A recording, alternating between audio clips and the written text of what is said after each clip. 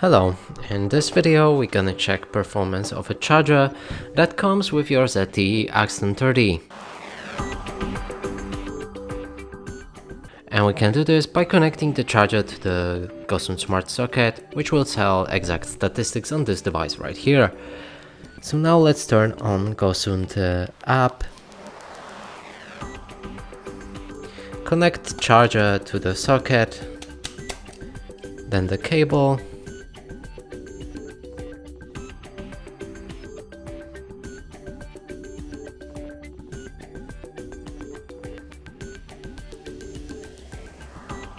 so it started charging.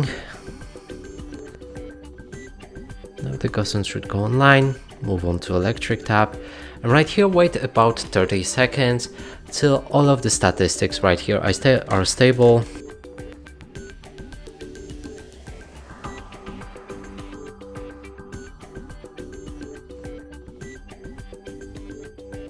So all of the stats should be stabilized right now, and we can see them right here.